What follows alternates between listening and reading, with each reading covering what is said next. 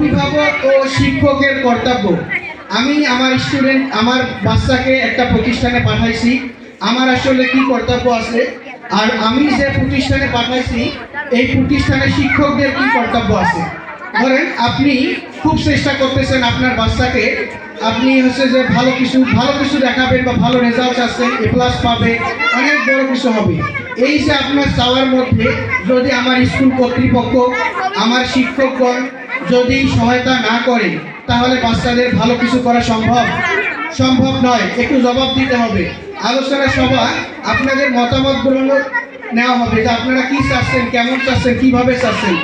আমার কথার আপনারা রেসপন্স করবেন, না হলে আমি আসলে বুঝতে পারবো না আমার কথাটা আপনারা বুঝতে পারছেন কিনা। আপনারা যদি আপনাদের সন্তানদের ভবিষ্যৎ ভালো চান, তাহলে আপনারা সর্বোচ্চ চেষ্টা করে যাচ্ছেন যে স্কুলে পাঠাচ্ছেন, টাকা পয়সা দিচ্ছেন, বেতনাদি দিচ্ছেন, যে ভালোভাবে ভালো কিছু করুন। আমার এই প্রতিষ্ঠানের শিক্ষকরা যদি এখানে সহায়তা না করে, তাহলে বাচ্চাদের রেজাল্ট কি ভালো হবে? হবে কি? একটু জোরে বলেন, হবে? এখন আমরা যদি অন্যদিকে চিন্তা করি, আমার শিক্ষক আমার এই স্কুল সর্বোচ্চ চেষ্টা করতেছে যে বাচ্চাদের কিভাবে ভালো রেজাল্ট করা যায়, সুনাগরিক হিসেবে গড়ে তোলা যায়, নৈতিক মানুষ, সৎ মানুষ, একজন ভালো স্টুডেন্টের পাশাপাশি এসব গুণাবলী দিয়ে দক্ষ এবং যোগ্য গড়ে তোলা যায়। এই বিষয়ে আমাদের শিক্ষকরা সর্বোচ্চ চেষ্টা করবে। কিন্তু গার্ডিয়ানরা এই বিষয়ে কোনো সতর্ক নাই। তারা বাচ্চাদের স্কুলে ছেড়ে দিছে, হয়ে গেছে যে স্কুলেই তো দেখবে আমার ছেলে সুনাগরিক হবে, দক্ষ হবে, যোগ্য হবে, ভালো রেজাল্ট করবে, আমার শিক্ষকেই তো দেখবে, আমাকে কি দেখার দরকার। তাহলে কি আমাদের বাচ্চার ভালো কি ফিডব্যাক পাবো আমরা? তাহলে বাচ্চার ভবিষ্যৎ সুন্দর, সুস্থ, একজন সুনাগরিক, ভালো, নম্র, ভদ্র এবং মেধাবী স্টুডেন্ট হতে হলে অবশ্যই একজন শিক্ষকের যেরকম কর্তব্য বা ভূমিকা আছে, ঠিক সেরকম আমাদের অভিভাবক এবং প্রত্যেক জনেরই গুরুত্বপূর্ণ ভূমিকা আছে।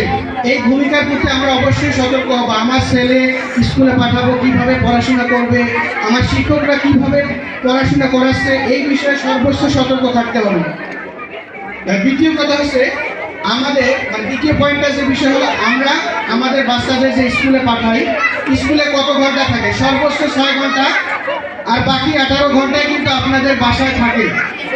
এই যে স্কুলে যে 6 ঘন্টা পড়াশোনা করা হয়, এই 6 ঘন্টায় যে পড়াশোনাটা দেওয়া হয় বা যে কাজগুলো দেওয়া হয়, এই কাজগুলো যদি বাচ্চা বাসায় যে না করে, বাসায় যে টিভি দেখতেছে, খেলাধুলা করতেছে, বন্ধু বান্ধবের সাথে ঘোরাফেরা করতেছে, আপনারা এই বিষয়ে কোনো সতর্কতাই নাই যে যা বাচ্চারা স্কুলে তো শিখে আসছে, এখন যা ইচ্ছা তাই করুন।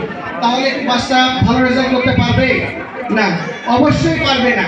আমাদের প্রতিষ্ঠানে মাত্র 6 ঘন্টা থাকবে। এই 6 ঘন্টায় আমরা তাদের ভাগ্য পরিবর্তন করে মেধাবী, দক্ষ, যোগ্য গড়ে তুলতে পারবো না।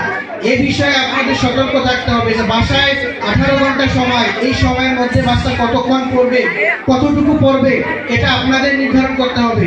তাদের পড়াশোনার বিষয় নিয়ে তাদের সাথে আলোচনা করতে হবে। আরেকটা বিষয়, আমাদের সবচেয়ে বড় একটা মারাত্মক ব্যাধি হয়ে আসছে, সেটা হচ্ছে যে মোবাইল ফোন। আমরা অল্প বয়সে বাচ্চাদের স্মার্টফোন দেই।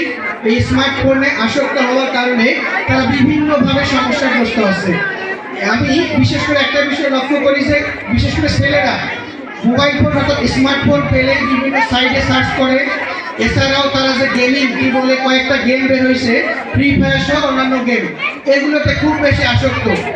এরা এই ফোন ইউজ করতে করতে পাগল হয়ে গেছে। আপনি আপনার ছেলেকে ডাকতেছেন, বাবা এসে ভাত খাও, পড়াশোনা করুন, আপনি 50টা ডাক দিবেন, বাচ্চা কোনো রেসপন্স করতেছে না, কি যেন বলতেছে, এদিকে এদিকে এদিকে, এটা গুলি করে, এখানে গুলি কর, এইরকম বলতেছে। অনেক বাচ্চা কাচ্চা আছে এইরকম করে। এইরকম যদি করে তাহলে বাচ্চার ভবিষ্যৎ একবারে অন্ধকার। এই বাচ্চাকে নিয়ে আপনি ভবিষ্যতে ভালো কিছু স্বপ্ন দেখতে পারবেন না। হয় সে নষ্ট হয়ে যাবে, নাহলে মোবাইল ফোন আসক্ত হয়ে নিজের জীবন বিনষ্ট করে দিবে। এই বিষয় সম্পর্কে সর্বোচ্চ সতর্ক থাকবো। যারা বাচ্চাদের এ পর্যন্ত স্মার্টফোন দিচ্ছেন, আপনারা আজকেই বাড়িতে যে বাচ্চাদের হাত থেকে স্মার্টফোনটা নিয়ে নেবেন। আপনারা দেখবেন এখন যে অবস্থা, আগামী 6 মাসের মধ্যে বাচ্চার এসে আরো 3 গুণ ভালো অবস্থা হবে, খারাপ না। আর যদি আপনি এভাবেই চালাতে থাকেন, তাহলে একটা সময় দেখবেন সর্বোচ্চ ইন্টারমিডিয়েট গেছে, এরপর বাচ্চার অবস্থা শেষ, বাচ্চা একদম অন্ধকারের মধ্যে চলে যাবে। তো এই বিষয়ে আপনাদের সর্বোচ্চ সতর্ক থাকতে হবে। 4 নম্বর যে পয়েন্ট, সেটা হলো বাচ্চাদের সময় দিতে হবে। আমি অনেক বাবা মাকে দেখি যে তারা বিভিন্ন কাজে ব্যস্ত থাকে, বলে যে আমার এই কাজ আছে, ওটা কাজ আছে, ওটা কাজ আছে, এই ভেবে বাচ্চাদের সময় দেয় না, বাচ্চাদের সাথে ডিসকাস করে না, আলোচনা করে না তার কি কোনো সমস্যা আছে, কোথাও বুঝতে পারছে কিনা, যে স্কুলে পাঠাইছে সেই স্কুলে পড়াশোনা কেমন হচ্ছে, বাংলা কেমন পড়াচ্ছে, ইংরেজি কেমন পড়াচ্ছে, এই বিষয়গুলো ভালোভাবে শুনতে হবে। তাদেরকে অ্যাটলিস্ট দিনে 1 ঘন্টা করে সময় দিতে হবে। আপনি বিকেলটা একটু সময় দিবেন। ছোট বাচ্চারা দেখবেন যে ফোনে এডিক্টেড হয়ে থাকে বিকেলে যদি বাচ্চাদের নিয়ে আপনি একটু ঘুরতে যান, তাহলে বাচ্চারা ফোনের প্রতি তার আগ্রহ থাকবে না, যে ফোনটা চালাবে না। সে আপনার সাথে সময় পেলে আপনি যেরকম করে গড়ে তুলতে চান, যে কথাগুলো বলতে চান, সেগুলো সে শিখবে এবং সেই অনুযায়ী তার জীবনটাকে গঠন করবে। ভাই একটু চুপ করি সবাই। স্যার আপনার সামনে নাজমুল ভাই, আপনি একটু ওদেরকে সাইলেন্ট করে দেন তো ভাই। হ্যালো, আমি শুধু কথা বলে যাচ্ছি, আপনাদের শুধু গোলমাল শুনতে পাচ্ছে। আপনারা কি শুনতে পাচ্ছেন আমার কথা? শোনা যাচ্ছে? আপনার স্কুলে প্রতি সপ্তাহে 1 দিন আসবেন, 1 দিন এসে বিভিন্ন শিক্ষকদের সাথে কথা বলবেন যে স্যার আমার মেয়েটা বাংলাতে কেমন পাচ্ছে, ইংলিশে কেমন পাচ্ছে, কোন বিষয়টাতে ঘাটতি রয়েছে, কোন শিক্ষক কেমন পড়াচ্ছে। 1 সপ্তাহ পর পর আপনি স্কুলে আসবেন এবং বিভিন্ন শিক্ষকের সাথে কথা বলবেন যে স্যার কি বিষয় আর কিভাবে ভালো করলে আমার ছেলেটা ভালো হতে পারে, ভালো রেজাল্ট করতে পারে, আমি আপনাদের কাছে পরামর্শ চাচ্ছি। প্রত্যেকটা স্যারের সাথে আপনাদের যোগাযোগ থাকবে এবং আমাদের যে অধ্যক্ষ মশাই আছে, অধ্যক্ষ স্যারের সাথে কথা বলতে হবে যে স্যার এই বিষয়টা আপনাদের ভালো পাঠদান হচ্ছে না। আপনারা তো এখানে বাচ্চাদের ফ্রি পড়ান না, তাই না? টাকা দিয়ে পড়ান। তাহলে কোন বিষয়টা আপনার বাচ্চা দুর্বল, সেটা তো আপনি অধ্যক্ষ স্যারকে রিপোর্ট করবেন যে স্যার আমার বাংলা স্যার পড়াচ্ছে না ভালো, আমার ছেলে ইংলিশে দুর্বল, আমার ছেলে গণিতে দুর্বল। ওই বিষয়গুলো আপনি ধরে অধ্যক্ষ স্যারকে রিপোর্ট করবেন যে স্যার প্রতি সপ্তাহে এসে প্রত্যেকটা গার্ডিয়ানের উচিত যে বাচ্চাকে এই বাচ্চার আপডেট নেওয়া, হালনাগাদ নেওয়া, যে কেমন করে পড়তেছে, কোন শিক্ষক কেমন পড়াচ্ছে, এই বিষয়ে আপনারা সতর্ক থাকবেন। আরেকটা বিষয়, বর্তমান সময়ে বন্ধু নির্বাচনে বাবা মাকে সাহায্য করতে হবে। আমার ছেলে কোন ধরনের বন্ধুদের সাথে মিশতেছে, মাদকাসক্ত ছেলেমেয়েদের সাথে মিশতেছে না ভালো ছেলেমেয়েদের সাথে মিশতেছে। বর্তমান মাদক কিন্তু সমাজের একটা বড় ক্যান্সার। আমরা ক্যান্সারকে ভয় করি, কিন্তু বাচ্চারা মাদকাসক্ত হচ্ছে, বিড়ি সিগারেট খাচ্ছে, এটাকে ভয় করতেছি না। এই বিষয়ে আমরা সর্বোচ্চ কনসার্ন থাকবো যে আমার বাচ্চা কোন বন্ধুর সাথে মিশতেছে, কাদের সাথে মিশতে হবে, কাদের সাথে বের হতে হবে, এই বিষয়ে গাইডলাইন বাবা মাকেই দিতে হবে। আর 7 নম্বর পয়েন্ট আছে ধর্মকর্ম। আমি ইসলাম ধর্ম মানি, আমার ছেলে 5 ওয়াক্ত নামাজ পড়তেছে কিনা, আমি হিন্দু ধর্মের, আমার ছেলে পূজা বা অন্যান্য বিষয়গুলো সঠিকভাবে করছে কিনা, এই বিষয়ে সতর্ক থাকতে হবে।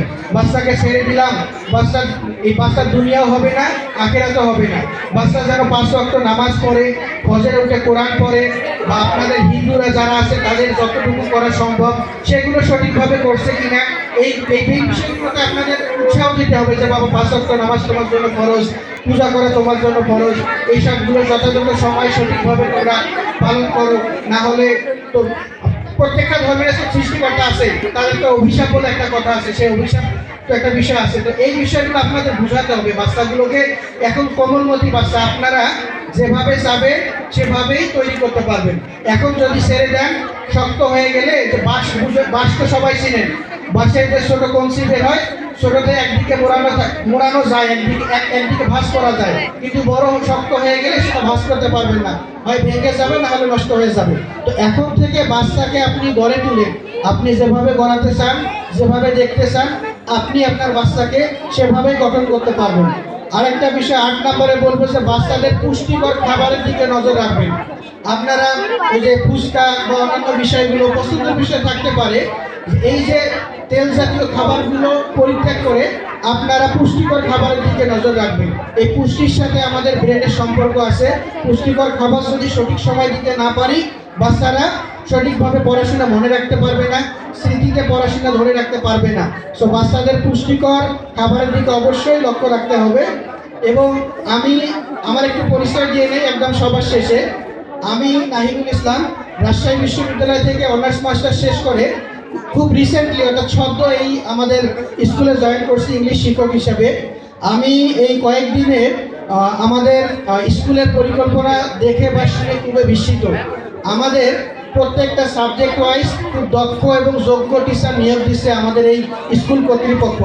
প্রত্যেকটা সাবজেক্টে, ইংলিশের জন্য ইংলিশ, বাংলার জন্য বাংলা, গণিতের জন্য গণিত, প্রত্যেকটাই আমি যতদূর জানি যে বিশ্ববিদ্যালয় মানে স্টুডেন্ট কয়েকজনকে এখানে নিছে এবং সদ্য পাশ করা কয়েকজন কেমিস্ট্রি ফিজিক্স এইরকম সাবজেক্টে আমাদের টিচার নিচ্ছে। মানে এটা তো আমাদের জন্য আসার কথা যে একজন বিশ্ববিদ্যালয়ের স্টুডেন্ট এসে এখানে